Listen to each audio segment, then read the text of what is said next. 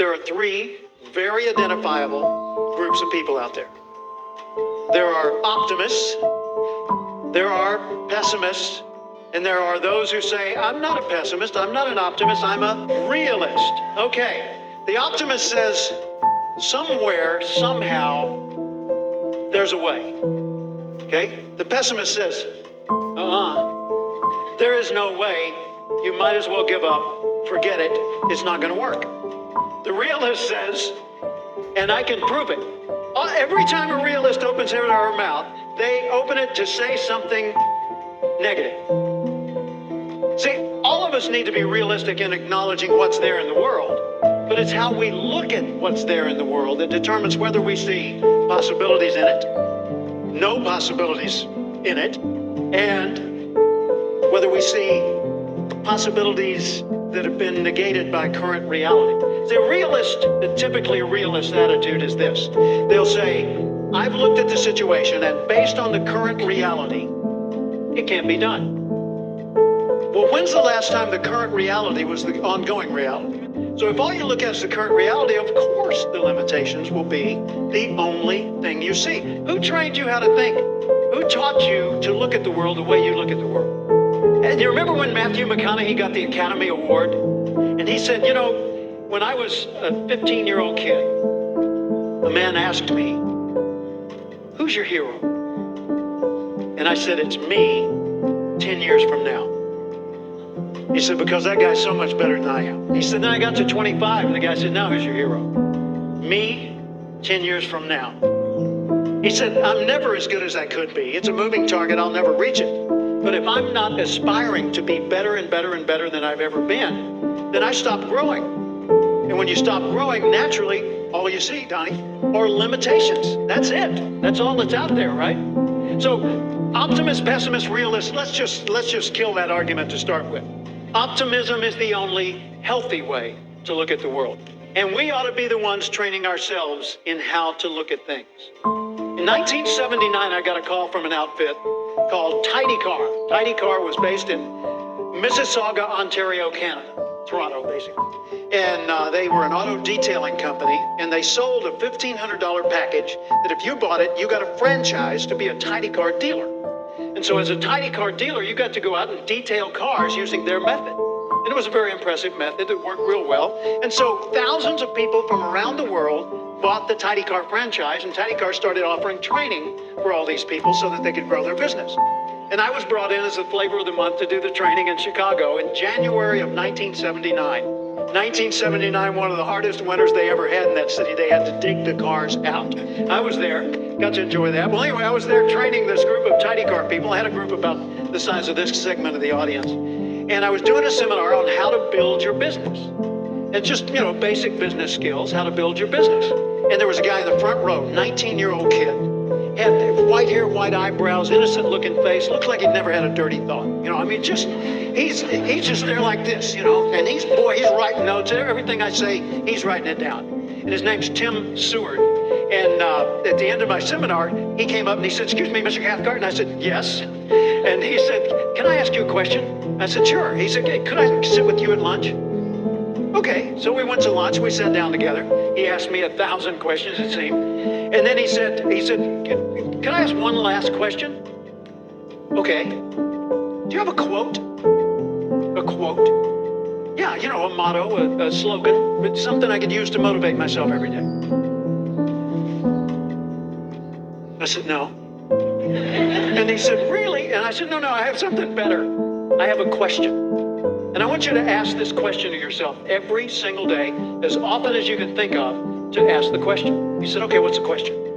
I said, ask yourself, how would the person I'd like to be do the things I'm about to do? He said, so I think of someone I want to be like, and I said, no, that's not it.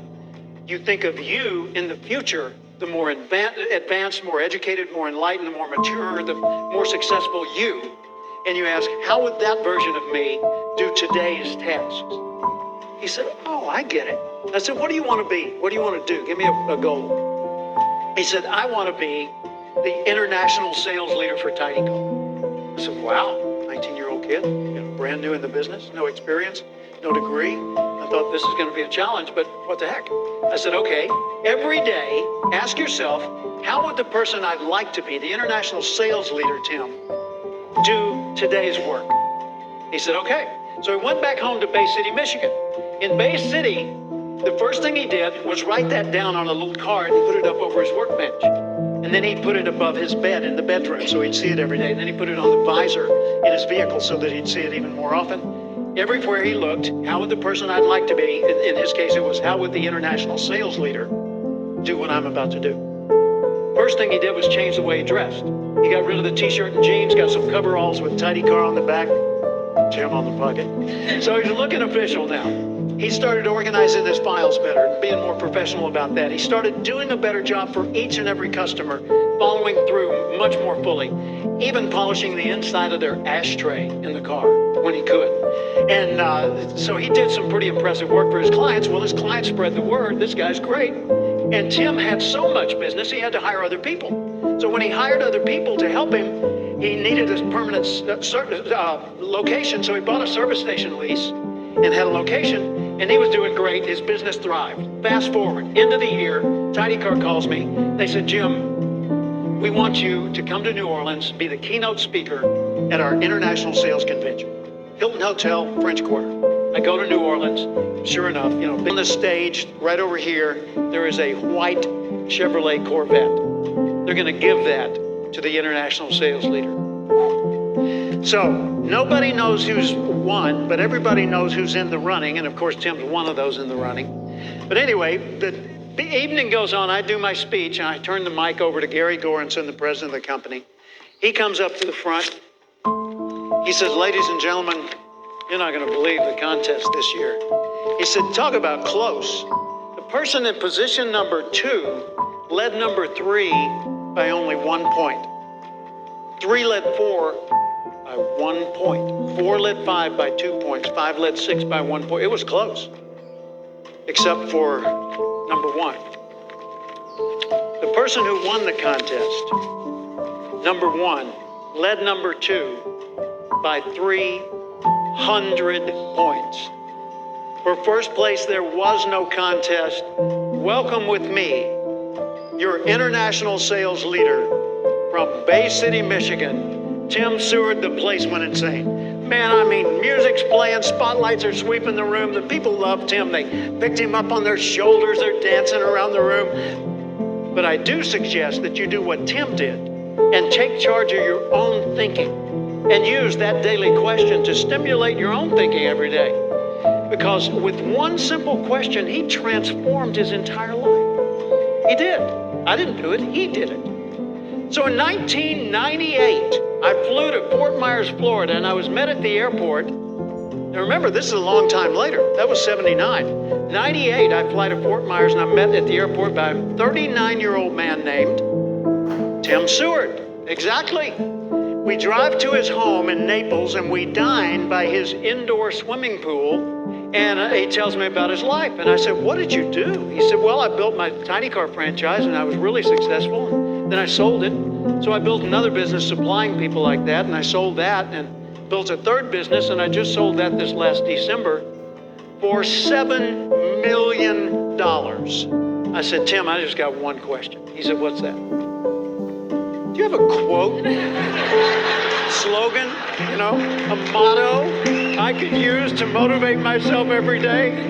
He said, yeah, Jim. Every day, ask yourself, how would the person I'd like to be do the things I'm about to do?